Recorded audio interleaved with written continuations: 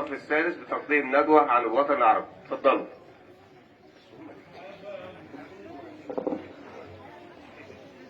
يلا يا ولاد.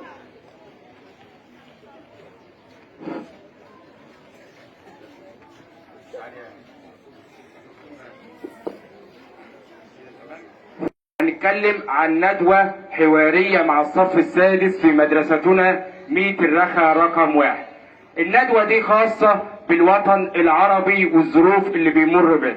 النهاردة أحبائي الطلبة والطالبات، طبعا الرئيس عبد الفتاح السيسي عمل قمة عربية طارئة جمع الدول العربية لمساندة الشعب الفلسطيني. والنهاردة هنعرفكم ايه هو الوطن العربي، حضارة الوطن العربي، المظاهر الحضارية للوطن العربي، ومع طلاب الصف السادس الابتدائي. أول حاجة ياسمين هتعرفنا الموقع الجغرافي. الموقع الجغرافي هو موقع المكان بالنسبة لليابس والماء. تمام، دي عرفنا الموقع الجغرافي. نيجي بقى ننتقل لنقطة تانية. اتفضل. الجبال في الوطن العربي تقسم الجبال في الوطن العربي إلى جبال انكسارية وجبال التوائية. الجبال الانكسارية هي التي سارية في قشرة الأرض، وأما الجبال الالتوائية هي التي حدثت عن طريق حركات الالتوائية. الجبال الالتوائية هي جبال زاجرس، جبال كردستان، جبال أطلس في دول تونس والمغرب والجزائر وجبال عمان. أما الجبال الانكسارية جبال البحر الأحمر في مصر والسودان، وجبال حجاز وعسير في السعودية، ومرتفعات اليمن. شكرا على المظاهر الحضارية. ننتقل إلى مظهر آخر وهي الحياة الاجتماعية. اتفضل. اتصف العرب قبل الإسلام بصفات حسنة، كما انتشرت بينهم بعض العادات السيئة. والصفات الحسنة هي كرم، شجاعة، وفاء بالعدل. والعادات السيئة هي أخذ بالثأر، شرب الخمر، وقت البنات. اختفت العادات السيئة مع ظهور الإسلام. شكرا. نيجي بقى ننتقل على الممرات المائية العربية. اتفضل يا محمد.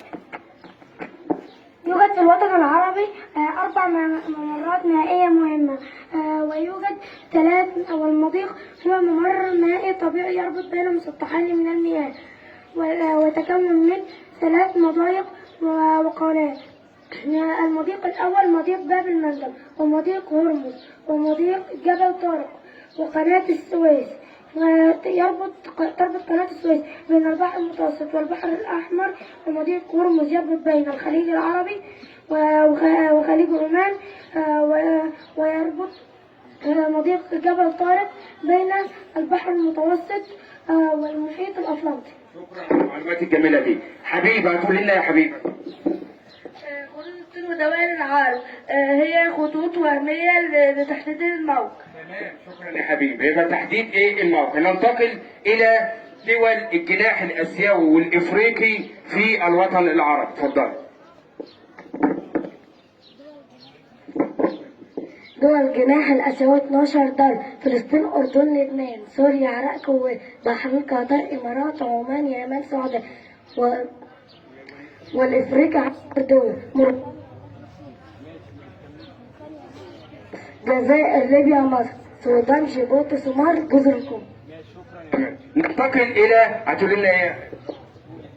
الوطن العربي قدم العديد من الدول تنقسم إلى جناحين: جناح أفريقيا وجناح آسيوي، ونزل على أرض جميع الأديان السماوية اليهودية والمسيحية والإسلامية. ولديها العديد من الأماكن المقدسة مثل الكعبة المشرفة في السعودية، والأزهر الشريف في مصر، وكنيسة القيامة في فلسطين. تعالى هتقول لنا ايه تاني؟ كما أن الوطن العربي أهمية اقتصادية، فإن له أهمية ثقافية وحضارية، حيث قامت على أرض أقدم الحضارات مثل الحضارة المصرية القديمة في الجناح الإفريقي، والحضارة بلاد العراق في الجناح الآسيوي. شكرا على المعلومات دي. اتفضل يا الوطن العربي له أهمية اقتصادية كبيرة، لأنه يشرف على مسطحات مائية مهمة مثل البحر الأحمر والبحر المتوسط والخليج العربي. شكرا. نيجي بقى على أسماء، تقول لنا إيه بقى؟